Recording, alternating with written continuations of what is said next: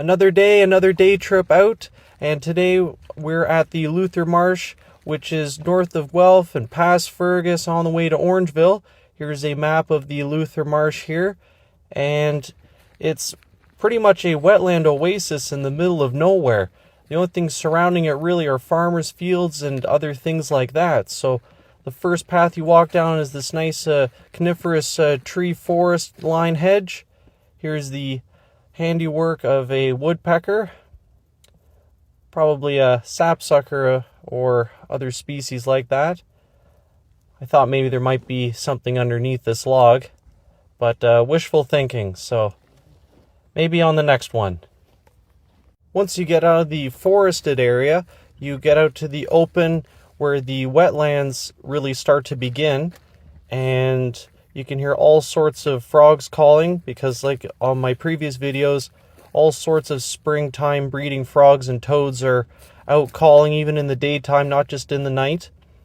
And here was a huge clump of mating bumblebees that I thought was worth showing. It's because they just kept showing up, so I wanted to see exactly what was going on here.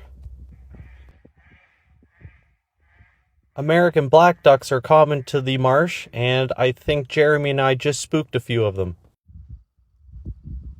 Our next task was to get across some of these flooded areas on the paths leading around the marsh, and the water wasn't too terribly deep, but Jeremy and I decided that, well, we don't want to turn back, so the only way across is to take off our shoes and socks, roll up our pants, and walk across these big flooded spots. And I wasn't in a rush because, well, there were leeches in the water, and I guess I'm going to have to walk pretty quick so I don't pick up any hitchhikers.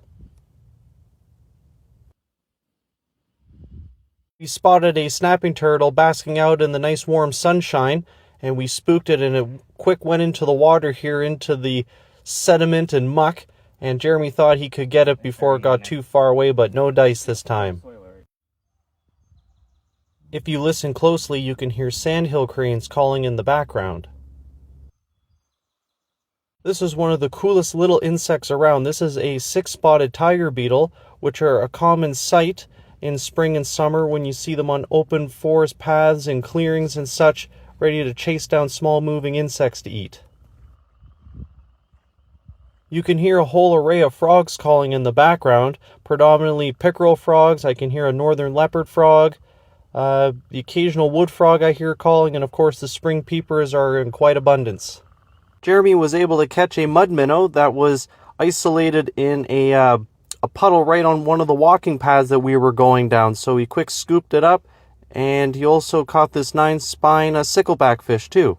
The Luther Marsh is home to many species of reptiles and amphibians, including the endangered Butler's garter snake. I was lucky enough to catch this one as it was going over a log in the sun, and I wanted to show that it is very different than the common garter snake that most people are used to seeing, in that in identifying the Butler's garter snake, you can see the midsection stripe starts on the second scale row, and below that stripe it has kind of a russet stripe below it, right before the ventral scales. And also the Butler's garter snake also has a short, blunt little head as well, and a thick neck base.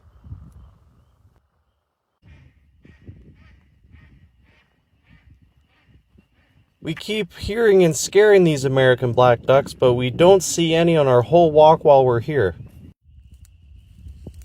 I spotted a frog in the reeds, and I didn't want to scare it, so I tiptoed really gently and quietly to get a closer look. And at first glance, I thought it was a green frog, which is a common frog you'll see almost everywhere in Ontario.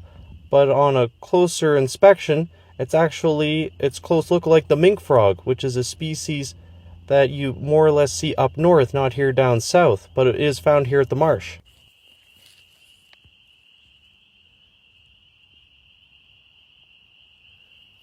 This common garter snake was enjoying the nice afternoon sun and was completely unfazed by us walking around it and right past it to get pictures and video of it.